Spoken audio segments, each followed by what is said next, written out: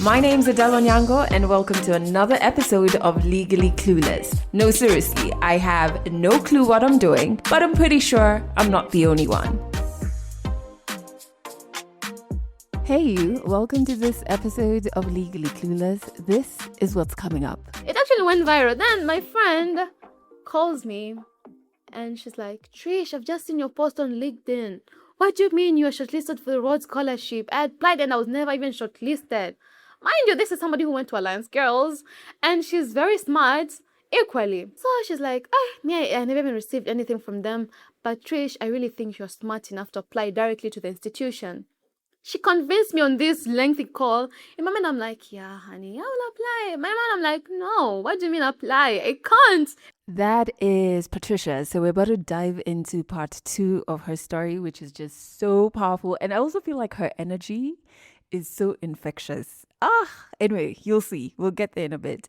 However, before we jump into Patricia's story, I have one thing to tell you really quick. It's something that we've created specifically for you. The wellness talk that's coming up on the 11th of April. My personal therapist, who's an accredited psychologist, Faith Guchu, is going to be our guest speaker. And the wellness talk is called Becoming the Woman You Want to Be. Internally, as a team, we've been workshopping and thinking about the many things that hold you and I back from becoming the women we want to be. How do we liberate ourselves? And healing is integral, but also specifically, what are we healing? And so this particular talk is focused on unpacking the patterns from your childhood that still shape your choices right now and shape the prison that you are currently miserably living in. We're going to unpack how your self-worth impacts your relationships and your career. We're going to unpack why you keep repeating certain cycles, be it in your relationships. You're dating the same people, just in different bodies, and you don't like it. So what's going on? And so much more. All of these things are linked to childhood wounds. And that's what we're going to spend majority of our time at the wellness talk looking into. And at the end of it, you'll have more clarity on how can you begin healing those childhood wounds? How can you break out of these patterns? How can you start rewriting limiting beliefs that have held you back, and just so much more? One thing, if you've never been to our wellness talks, we also have an anonymous hotline. So during the talk, if you want to ask Faith a question, you can send the question on the hotline and it'll be asked. This is one of the most important things you can do for yourself, attending this talk. Shout out to everybody who's already booked their slots. We are 70% sold out. So there's that. And also, we close our ticket portal on Thursday to give our events team enough time to contact all of the participants, make sure they have the link, make sure they know how to log on, because the talk is virtual. So you have between now and Thursday, the 9th of April, to grab your ticket. They are going for 1,000 bob. We super subsidize our wellness talk just to make sure that more people can attend. We make them virtual again to make them more accessible to you. So if this is your season to do the inner work, book your spot now. A link to do that is in the show notes. All right, so let's jump into part 2 of Patricia's story. In case you haven't listened to part 1, you need to listen to the episode before this one. Otherwise, you'll just be floating. And we wouldn't want that. So where we left off in part 1, Patricia had just been told she needs to go back to school after 2 years of being away after a terrible accident gave her a disability. So she was home for 2 years. Where we left off in part 1, she's just been told you need to go back to school, and she's not excited. She's more scared. So in this part of her story, we hear what it actually looks like to rebuild your life from that place. 100 African stories on Legally Clueless. Stories from Africa.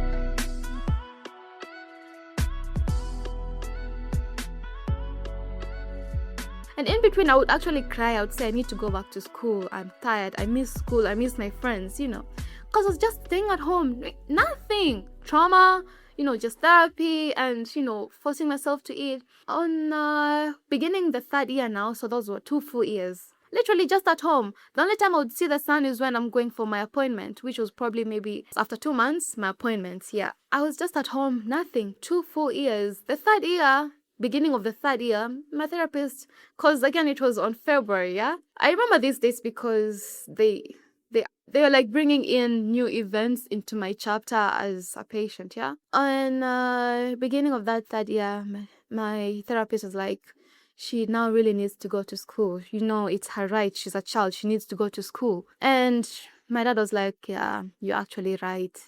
It was never in my dad's mind. And then because we're still nursing. And plus, how was I going to go to school? But my therapist had trained me to a point where now I was using a walker.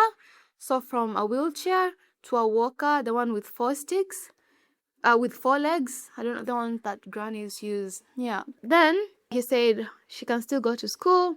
There's no any other means. She must go to school. I mean, the law says that I should be a student. So I remember crying, and my therapist asked, why are you crying? I'm like, why am I going to school? And it's been 2 years. How am I going to pick up? I mean, obviously they'll need to do an interview. How am I going to convince them that I actually was a smart kid and all that stuff? My therapist said, you're crying. So it means us knowing that you're a smart girl, it's been a lie all this time. I mean, prove us that you're a smart man. And I was like, okay.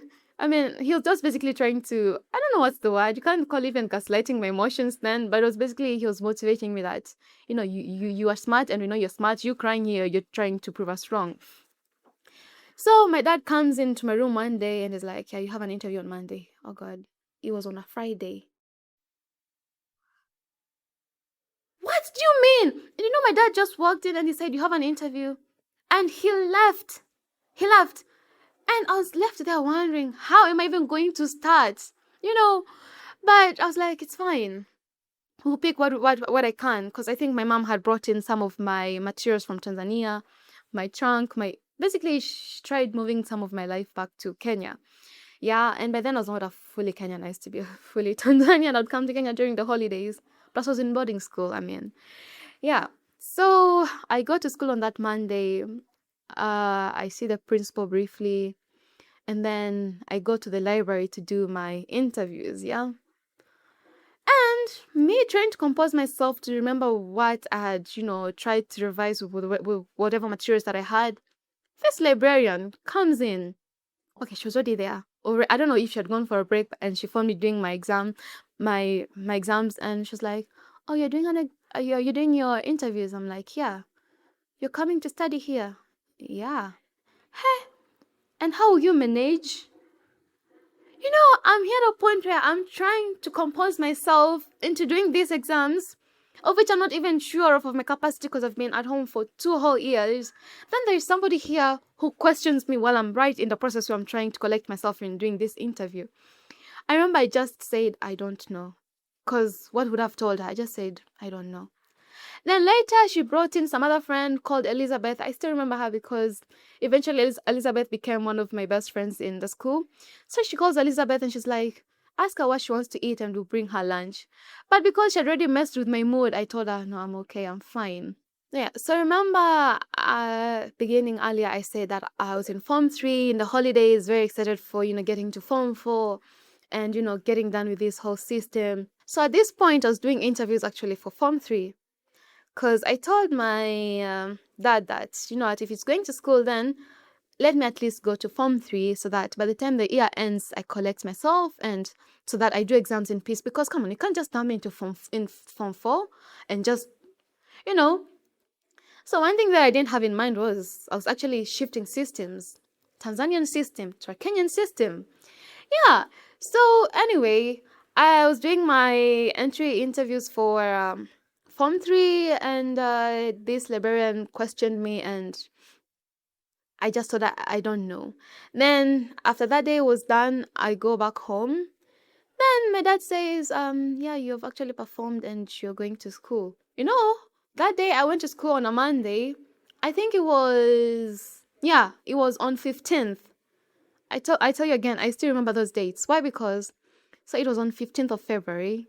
That Monday, when I joined the school, that the girls were like, "Oh, how was your Valentine, teacher?" and all that stuff.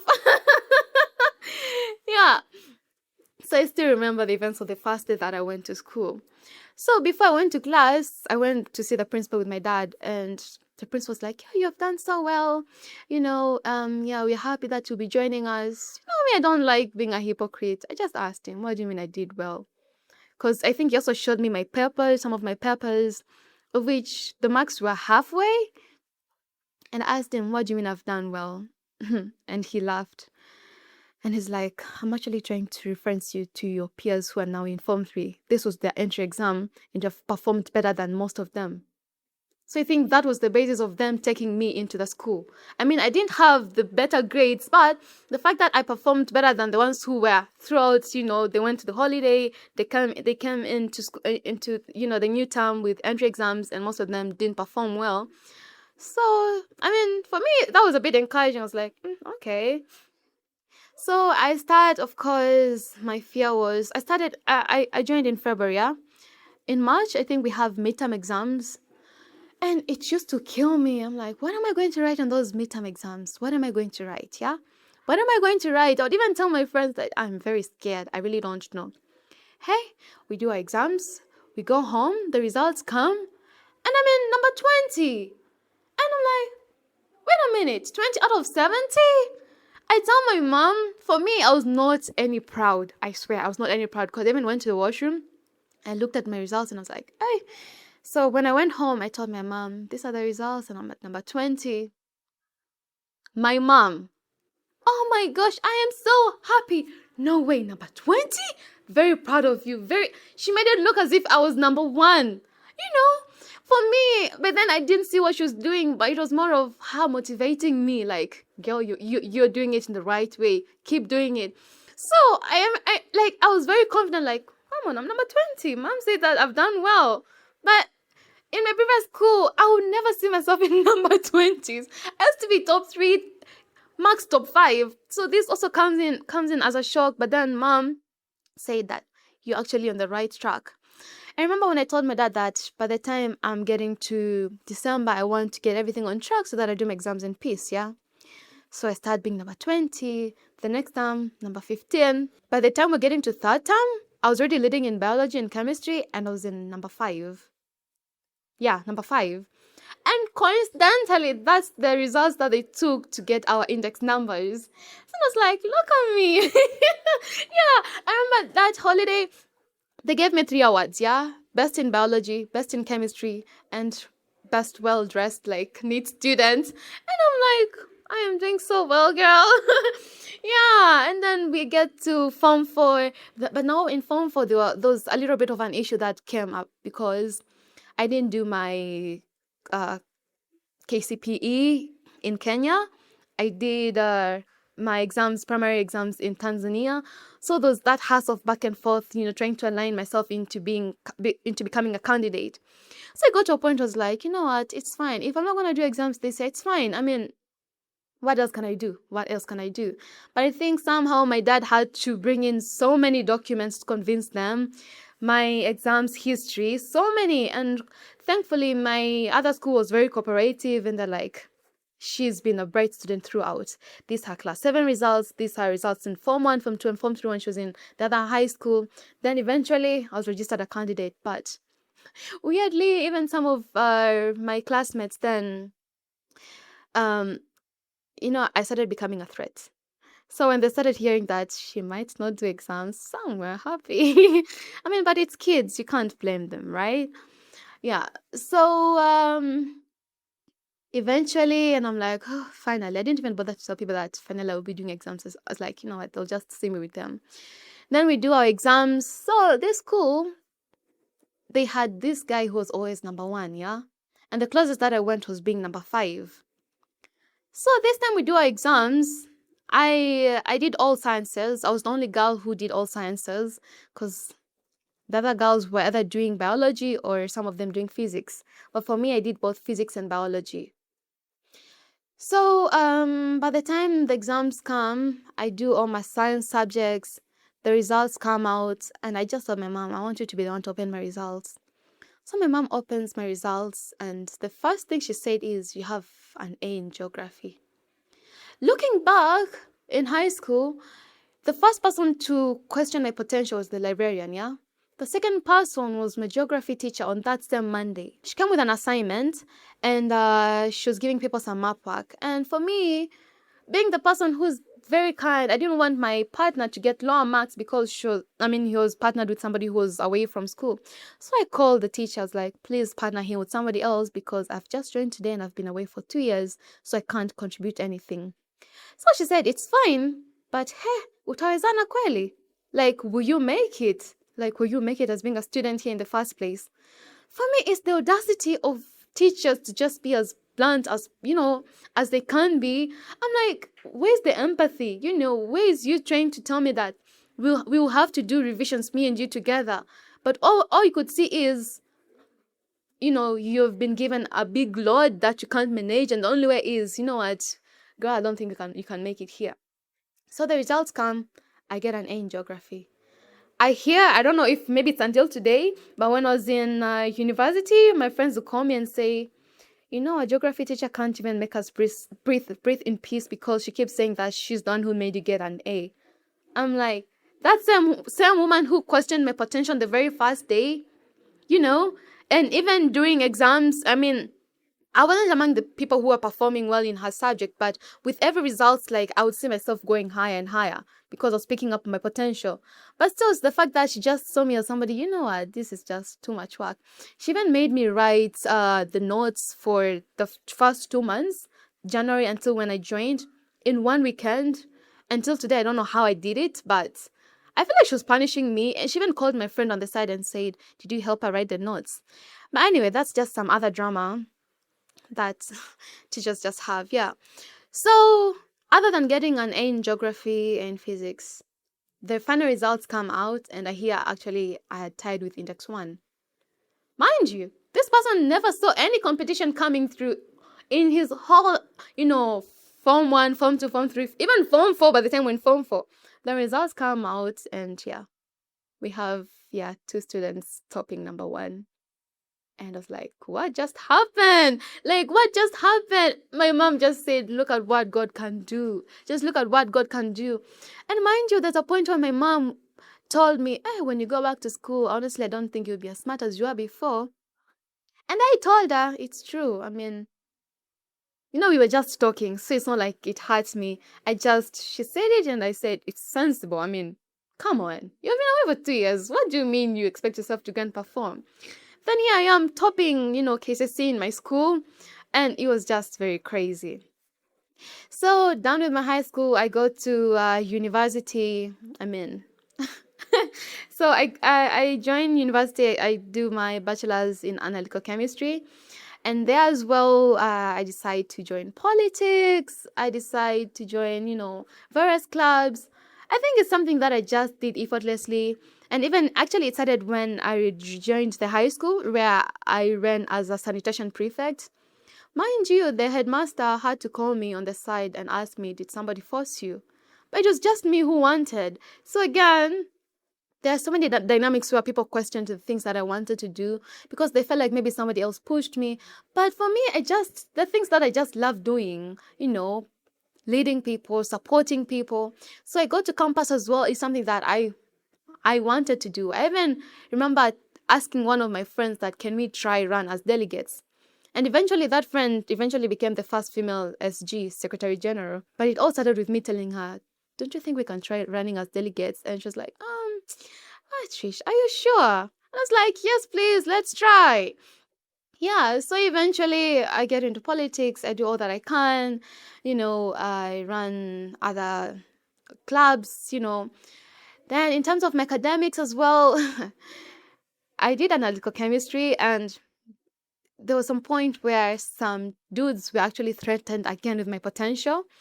And some of them felt like as if I was being favored because of my disability, which honestly, some things don't just make sense. As much as people try to say, you even question yourself, are they even in the right sense? I've already had a track, of performing well. KCSC, somebody marked without even knowing who I was, and I still did well. Then some boys here saying that I'm actually doing well because they feel like teachers are giving me just marks for free. And I'm like, okay, let's say it's one teacher. So you now think, oh, these teachers are meeting in a boardroom and saying we need to give her these marks.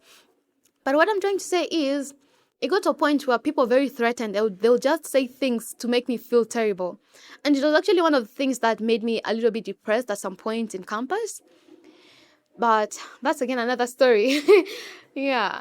So we do our exams, get all the way to fourth year, and I end up actually topping my class. But this time round, I feel it was a bit different with topping this class because I was the only one who actually got the first class honors. So other than just topping, I was the only one who had an extreme good mark, you know. And of course, one would feel good, but then when people would ask me, "What did you get?" like my classmates, I would feel very embarrassed because I believe in a principle where you're not supposed to be, very far alone. Like, I don't know if you get it, where I feel like at least if I was at point A, somebody else could just have been slightly closer to where I am. But being that far from my friends, my classmates in terms of my performance, I felt a little bit ish. So I kept saying, yeah, but yeah.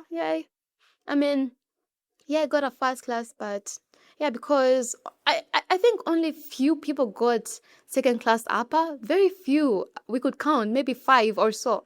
And the rest had second class lower. That's how terrible it was. So for me, it was a point where, other than feeling empathetic about the other classmates, but it was a point where I was proving to people that as somebody with a disability, you can actually perform well. You can do any course that you want to do. For me, I did science. It was a STEM program. And also as a woman, they take women and girls as people who cannot thrive in sciences. But here I was thriving so well that my counterparts were very much threatened, yeah? So I get done with campus. At that point, I transitioned into working with the United Nations. Yeah, and there's so many things I'm saying here. Probably I needed 2 episodes. But yeah, I transitioned into working with the United Nations Populations Fund, and I was the vice chairperson of the youth board. So I served with them for 2 years. Then before I know it, I started thinking of actually doing my master's.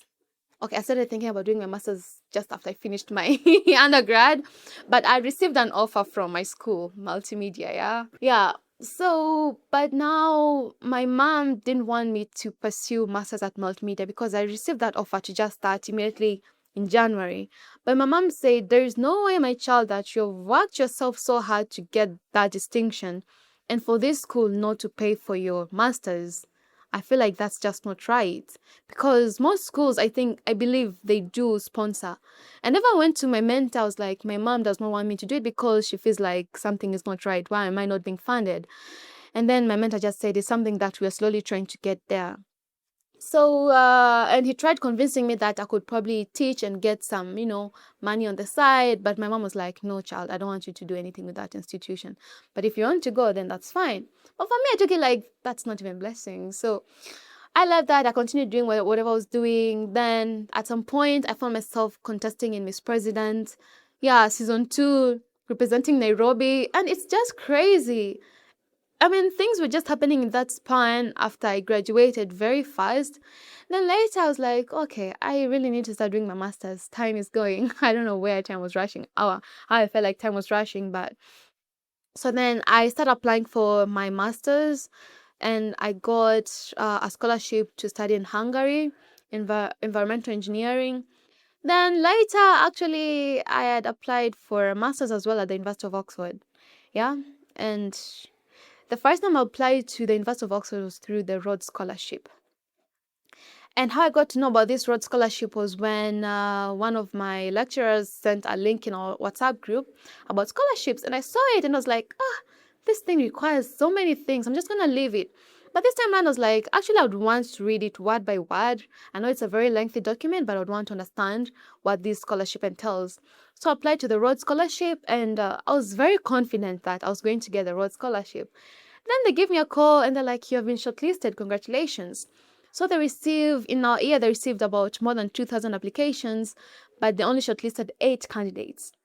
So these 8 candidates, yeah. So I was among the 8 shortlisted candidates.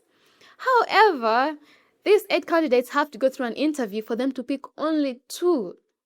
And for me, I was very much confident. I was like, I just want them to shortlist me. After they shortlist me, I would convince them how I'd want to get to Oxford. I have never talked so much in an interview like I did that day, you know. And the interview was actually at Villarosa. It was my first time going to Villarosa Kempinski. Yeah, so I go there and I wouldn't want to say what I feel about the decision that they made, but they ended up not picking me in the Rhodes Scholarship. Yeah, so I ended up just being identified as a Rhodes Scholarship finalist, so I was given a certificate. That really broke me. It tore me apart. I didn't even celebrate my Christmas in peace. Then one day I just posted on LinkedIn saying, I was just this close into getting into Oxford, but I did not get this scholarship. And for me, what it means a lot to me, because it meant that I was going to prove better things for persons with disabilities, that they can equally go to these institutions, that they're equally smart, and it also means so much to women. I carry so many identities. Yeah, Black woman with a disability, being young person as well. So I put my post there and people commented and liked. I think it went viral or something. It actually went viral. Then my friend calls me and she's like, Trish, I've just seen your post on LinkedIn. What do you mean you are shortlisted for the Rhodes Scholarship? I applied and I was never even shortlisted. Mind you, this is somebody who went to Alliance Girls and she's very smart equally. So she's like, I never even received anything from them, but Trish, I really think you're smart enough to apply directly to the institution. She convinced me on this lengthy call. In my mind, I'm like, yeah, honey, I will apply. In my mind, I'm like, no, what do you mean apply? I can't. It's Oxford Uni. I mean, at least with Rhodes Scholarship, it was, if you get the scholarship, then it makes it an easier process for you to get into the institution because there's a partnership between the two. Yeah? Because even in the application portal, there's a section that indicates, are you a Rhodes Scholar? So I just said, yeah, I would apply. But my mother was like, no, I'm not going to apply. Tell me why all the way until 19th. So I remember the deadline for the application was on 20th of January 2023. So until 19th evening, weirdly, I go to bed that night after dinner. And in my mind, I was not able to sleep. I was just like, okay. I told my friend I was going to apply for this scholarship, but for this program directly into the institution, but I did not. She might come late and ask me about it, and I wouldn't want to lie to her that I had applied, and yet I hadn't. So I was like, you know what? Let's see what it requires. So I go to the application portal, and in my mind already, I knew of the deadline of the course, yeah? Because for the Rhodes Scholarship, you have to state your course and everything else. So I'd already... But so then I'm like, okay, now let's see what the institution wants me to submit for the application. I go and they're like, you need to submit references, you need to submit proof of written work, you need to submit a personal statement. And I'm like, okay, there's no scholarship, but we have to submit this application. And also because we had told my friend that we would submit, and if she comes to ask me later, I wouldn't want to lie. It was just something as basic as that. So in that same night, I go to my referees and I'm like, I know it's on a very, very, very short notice, but hear me out. I believe that whatever they're requesting us to submit is what we had submitted for the Rhodes Scholarship. We just need to tweak a little bit, remove the word scholarship, put my department, And my referees are like, yeah, it's fine, Trish, it's fine. And I was like, please don't worry about the scholarship. That thing will come later. Let's just focus on just getting the course. So I sent that message in the middle of the night. I think it was around 1 a.m. So by the time they woke up, that was the first thing they saw. In my mind, I woke up first thing in the morning. I tried getting my personal statement all together. Proof of written work, that's where it was a challenge. But then I started thinking about it. What could I do? So what the application wanted was, it's either you submit an essay or a research project that you've done before. In my mind, I'm like, I don't even have time to draft a proper essay. Go back to my campus project, pick my literature review segment. I dumped it there. Dumped my literary reviews. Yeah, because they wanted proof of written work, how you can write in research. So dumped that. Then was my references who had agreed to submit, submitted. Then there was this one. I'm like, time is ticking. It's 1 hour too. it's 1 hour, it's 50 minutes. Hello. It got to a point where, so thing is, the referees have to submit from the backside, yeah? It's not me submitting the copies. So I was done with my part. I submitted what I could. So now, and I had to pay for the application fee. So I remember saying, it's fine. If he doesn't submit, it's fine. That money can equally just go as it can. Then later, about just 30 minutes to, the deadline, closing the portal, I received a notification that, yeah, all your references have been submitted. Now you wait to hear from us. And I was like, okay, fine. So I applied and, okay, he has submitted. That's fine. I kept on with my life as if everything was okay. In my mind, I was like, I just did this fast because I didn't want to lie to my friend that I had applied and didn't apply. And I'd forgotten about it, trust me. I was focusing on the Hungarian scholarship. That's where I was fighting. I even remember going to the interview. To the interview of the Hungarian scholarship, me telling my friends, right now I would have probably been very sure of my state going to Oxford with the Rhodes, but anyway, I don't think I'll be going there anymore. I think I'd even forgotten that I'd applied now to the university, so I was really focusing on the Hungarian scholarship. Then this one day in March, I was from house hunting. And I think me and my twin brother, siblings, I think I had pissed him a little bit, or he had pissed me, I don't know, but we stopped talking in the car. So I was down my phone, then when we got home, we parked, and I just opened my emails, and I just opened. Mind you, I was at a point where I was not anticipating anything. In my mind, I'm like, I need to get this Hungarian scholarship, I need to get things right. Then I open this email, I read it, and I just read it like how you read a newspaper. Honestly, till today, I still don't understand how and why I opened that email like it was just a normal email, like as if it was a spam email. Honestly, yeah. Then later, after I was done with the full stop, it just hit me like, what have I just read? Then I went back again and I read, and I was like, no way. I was like, and I was at a point where I was not even talking to my bro, but I was like, So I was like, okay, this time around, I'll try to compose myself. I'll compose myself, try to, understand what I've just read.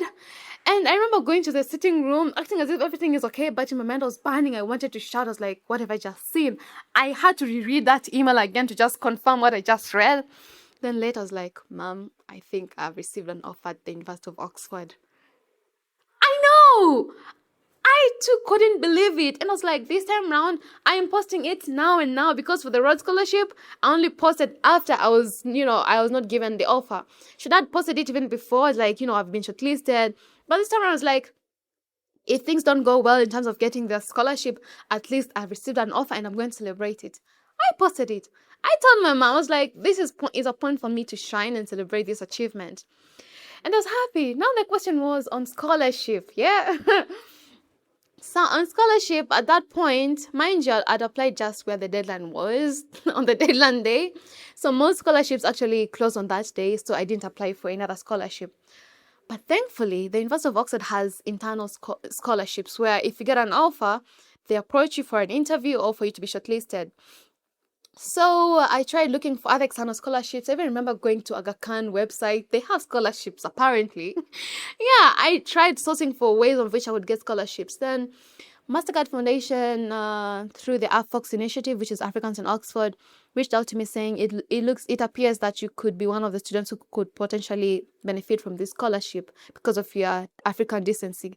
Apply for it. Then if you get shortlisted, you get interviewed, then for me, I just applied. By then, it required for me to respond to some few questions, which I did. Then I submitted, and then time is going. April, May, I'm like, I'm not hearing from them. I think I haven't received this offer. Then, somewhere around June, I received another email from the University of Oxford saying, Patricia, we are asking for your consent to share your application to the Oxford Swire OCSK, which is Oxford Cambridge Society of Kenya Scholarship, for you to be interviewed. I was like, okay, this is a cue for me that I didn't get the other scholarship, but maybe, yeah. So basically, they submitted my. I was like, of course, please share my details. Yeah. Then they interviewed me on this day where I was in Naivasha. Again, I remember these days because of the events that were happening on that day. So I had gone for a conference in Naivasha, and then I was having an interview at around 2. It was after lunch. That day I said, I'm going to speak my heart all out, and if I don't get this scholarship, I'm done with Oxford. I've tried what I could. So I did my interview, which honestly, I knew I was gonna get that scholarship. Like, I knew it. I don't know, something in me was like, I'm gonna get this scholarship. So after the event, people asked me how did it go, because I had to ask them I will not join this session. I have an interview to do. So on my way going to home in the evening, I go home. I tell my friend, you know what? I've done all that I can. I'm done. I'm done. So I get home. I go to shower. I come back. I take my phone. I open my phone. I receive an email from Mastercard, and I was like, I am very nervous. I'm very nervous. I don't know what this email could say. So I opened the email from Mastercard Foundation, and the first word read, congratulations. Oh my God. I screamed. I screamed. I screamed. Called my mom. Mom, we are going to Oxford. Can you imagine we are going to Oxford, like the University of Oxford, Mom? I'm the first of my Tivos to go to University of Oxford. I remember saying all sort of things. I was very excited. I was very much excited. And yeah, time came, and September came, and yeah, I went to Oxford, but still it felt so surreal. I remember the night that I slept in Oxford. I woke up and it felt like I was just in a very different universe. I'm like, so I'm actually in Oxford. Like some actually at the University of Oxford, the one that we see in mathematical sets. These institutions that we feel like we can't get to them. And mind you, this whole application process, I did it by myself. You know, like I at some point with the Rhodes Scholarship, I tried looking for help for somebody to coach me with the application process. I didn't get. Then I tried looking again for help to be coached for the interview. I didn't get. So all this application process of getting to Oxford was purely by myself. So I get to Oxford, I do my master's, and I told myself, I will not make somebody else go through whatever I did. I mean, I will not make somebody struggle to apply coming to Oxford, yet there is me who has actually gone through it, and I can guide them. And I think since then, I was very intentional on supporting people. And at this point, I have a platform that supports students to apply to scholarships, to programs, to universities. It's called Accountability Buddies. And I'm very proud to say that I've taken a couple of many students to Oxford this year, including my best friend, who got a second class upper. And I told her, listen to me, you can equally get to Oxford. You just have to prove your point and pitch yourself in a manner that you'll convince them enough. Because again, people think that it's only for people who have first class honors. I'm like, no, they can bend if you prove that you have potential to lead impact. So here I am. I have students who have gone to Oxford, to University of Edinburgh, to other schools in Cambridge. I mean to LSE, also Cambridge as well. Also Cambridge. And for me, what gives me peace and hope is that I do this without keeping track. At times I open LinkedIn posts. I'm happy to say that I've gone to Cambridge, and I'm like, I know you. I know you. Then there are those who come to me, they're like, Trish, I might have missed on funding on Oxford, but here's my progress. I'm now at this London school and I've received scholarships. So now people even feel accountable to let me know that they're getting to these institutions and how they're thriving. So for me, I'm doing it purely for the purpose of these institutions can be easily accessible by anyone. You just have to prove your point. And we don't have to sell these stories that, it's Oxford, they're very strict, which is something that I'm glad I didn't really bother following. Because for me, I was like, I'm just going to apply. I believed in myself. Even the Rhodes Scholarship. And with the Rhodes Scholarship, I didn't even know they were picking 2. For me, when I applied, I thought, I'll get this scholarship. Then later, when I was trying to understand why am I not getting, an email or a call from them, because they took long before they told me I was shortlisted. That's when I realized that, they're only picking 2. But for me, it's the fact that I applied with, believing in myself that I can actually get this scholarship. I can, and I was shortlisted. So I'm here trying to break narratives that you can get where you want to go. I mean, so long as you have the right support system, you can. Yeah, and at times I tell people, I know I went to Oxford, but it's not a must for you to come to Oxford. You want to pursue a course, go to a school that can bend to what grade you got, because there are schools that take people who have received second class law if you have years of experience.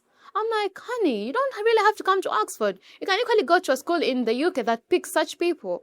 So that's where I am right now, trying to break barriers in terms of accessing education. And also, I wouldn't want to say moved per se from chemistry to environmental change and management. This happened when I was actually working for the UNFPA. And I kept hearing that, climate is something that's affecting women and persons with disabilities. But they never really got into details and explaining why that was happening. And it's like, I can actually be that person who goes and reads about it and comes back. So for my thesis, I did a project on climate and disability.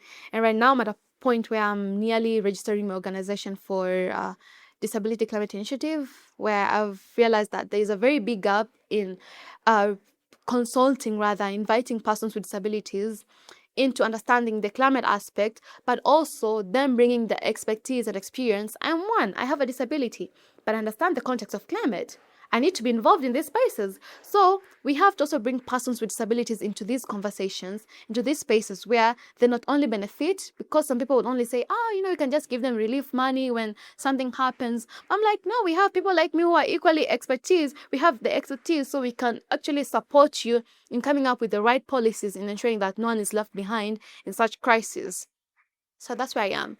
And other than that, I'm actually doing research with my university. And where I see myself going forward, I want to do a PhD. And not to be an academic or whatever. I'm doing PhD first because I know it's going to benefit me. I'm going to extend my master's research topic on disability and climate, but also because it's something that will help my organization in the longer run and to just bring in more knowledge. But it doesn't mean that doing a PhD means that you just remain in academia. I could equally be, I don't know, country director for a young program and still give them my expertise and knowledge on matters of climate and disability and women, because I focus on both simultaneously. So yeah, so the challenges that I experienced when I joined these schools, yeah, like with the 2 years gap going to my high school, then when I just joined the university for my undergrad and now going all the way to Oxford. So for my high school, the shock that I received at first was I realized that I was getting into different systems, yeah? And therefore, I had to really pick up, like the points where I had to teach myself some things. I realized that the things that some people were taught in their, Form 2, Form 1, some of the concepts, I was not taught at all. And they would come into exams. And I was like, I have to really understand this concept. So I actually taught myself most of the topics, physics, chemistry, mathematics, all these things. Other than that, teaching myself things that these people were taught and I was not taught before, I didn't like the fact that I was getting to, reintroducing myself back into, school. And the first thing people would see is my disability, because I was working on the walker. And of course, it will have noise when I would learn, and everybody would look at me. And I think I had to really sit down and understand why they're doing that, and it may be uncomfortable. I mean, of course, people just look as if you are a robot or something very, strange. So I sat and I said, you know what, I'll give them a different reason for them to see. And that's when I actually decided to do well in my studies and also to run for leadership.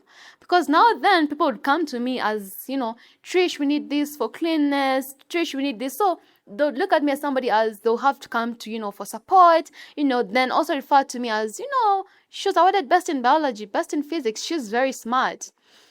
And there's this point where when I was in Form 4, some first years came to me and they're like, we were told to write some essays about who inspires us. We wrote something about you. Imagine me in school already, somebody was writing a story about me in the assignment, and it just melted my heart. I was like, oh, you wrote that. I was like, that was very cute. Yeah, so I had to find ways in which I would get into a middle ground on the discomfort that I was experiencing and to make myself comfortable by coming up with my own ways, yeah? Getting into leadership, doing well. Into campus as well, it was very chaotic. It was actually now my first time going back into boarding, because my whole life was boarding schools. Then when I got to high school, it was day, because my dad had to pick me every day. So again, going into boarding school, it was just crazy, because it meant doing my laundry, doing things for myself. Thankfully, I had friends, but I also had to get into a middle ground where I'll do things for myself. I used to do my own laundry. So the middle ground was for me to do my laundry and for somebody to help me hang them, but not for somebody to do my laundry completely. Yeah. And then the long walking distance going to class. I mean, in my first, second, and part of my third year, where my dormitory was and where my department was, Faculty of Engineering, it was not, for me, it was such a distance. I would use 30 minutes, and when I'll get to class, I'll be panting and I'll be sweating. So it needed like time for me to first come before.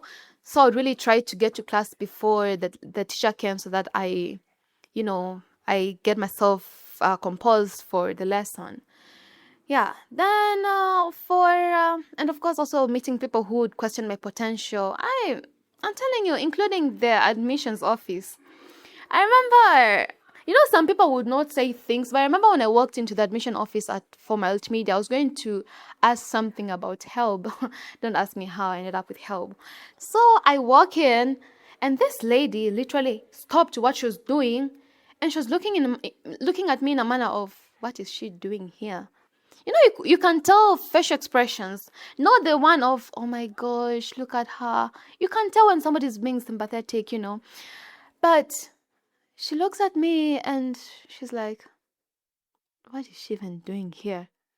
I remember just going straight to her. I asked her what I wanted. I turned back. In my mind, I was like, this woman will never forget my name, and she would hear of my name until she gets tired and fed up of. I got into leadership. Come on, my name was almost everywhere. The whole admin knew me. Then here I was like, well, now wait for my graduation. You'll get to hear what I got. Yeah. Yeah. Some things are meant to bring us down, but I would say these are the things that actually should motivate us to get higher and prove people wrong, or prove even ourselves wrong, that, come on, you can do this. I've done things that they felt impossible, but I was like, no, Trish, you can actually push yourself to do this. I have done things I myself, of which I would question myself, did I actually do that?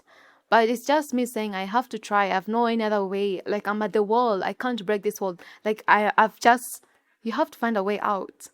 Yeah, then the culture shock with the UK. That's where my other identity was introduced to me, my race, other than being a young person, being a young woman, person with a disability. Then there was the aspect of race. So now trying to survive in an institution that has, white people, in their country. There's just so many dynamics of trying to navigate and getting yourself comfortable. Food, it was very hard adjusting into the food, into getting the right taste. There are days where I was like, I would rather stay hungry than eat something that I don't like. But then later, like, you'll die, you have to eat. Yeah? Then when people travel back to the country, to Kenya, you would ask them to bring you something. Then my mom came during the summer holiday. She also brought me some food from home. Then slowly I would get accustomed also into, the UK food. Then I learned of places where I could get groceries that taste a little bit closer to home. Then there's this other aspect of the winter. The winter is devastating because it's not only harshly very cold, but also it's very dark. By 3:30 p.m., it's already dark, and it's raining. I'm telling you, in my academic year, it was raining every single day. Like, it was that UK. It has a very unpredictable weather. So it's dark at 3 p.m. You're in class. You're leaving for your class. The one that started at 2. It ends at 4. You're going out. It's dark as if it's 8 p.m.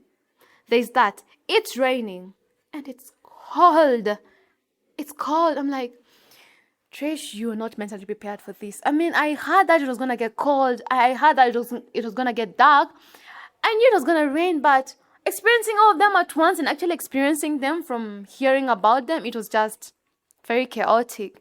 Yeah, but then somehow, slowly, the spring comes in, then summer comes in. I think the UK seasons, also seasons from the global north or the global south, also it teaches us some things, that we go in seasons, and one season is not permanent, and one of the seasons might be the harshest. Then there's this other season that will usher you into, soft life and softness. I call that spring. Then the soft life and is what it's summer.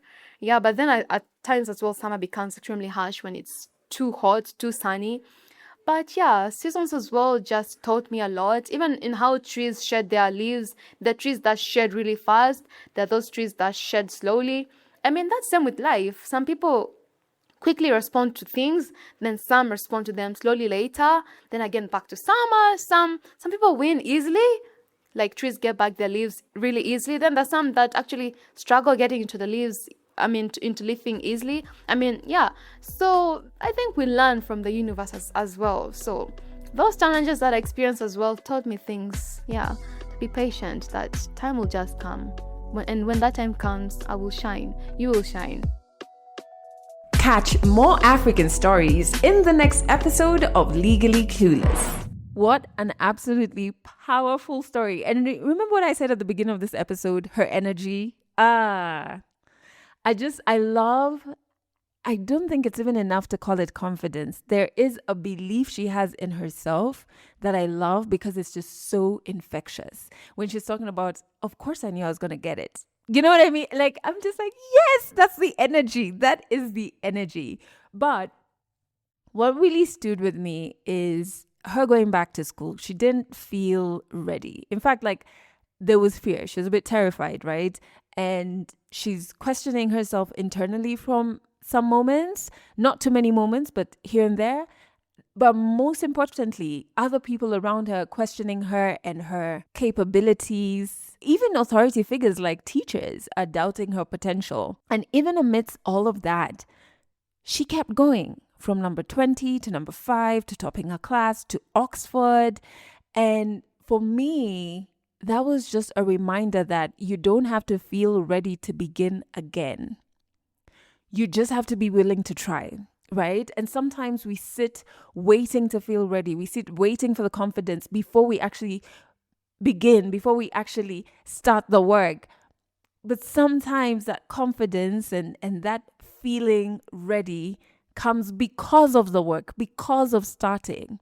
So you don't have to feel ready to begin again. The juice is in just being willing to try. That's what stood out for me. Honestly, that was my takeaway from her story. And I think what a powerful reminder. What an absolutely powerful reminder. I want to hear what stood out for you. Please drop a comment wherever it is that you're listening to this on.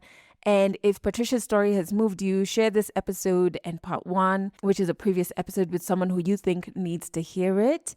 And while listening, if you felt like you have a story that you want to share, if you're African, we know you've got a story. We want to hear it.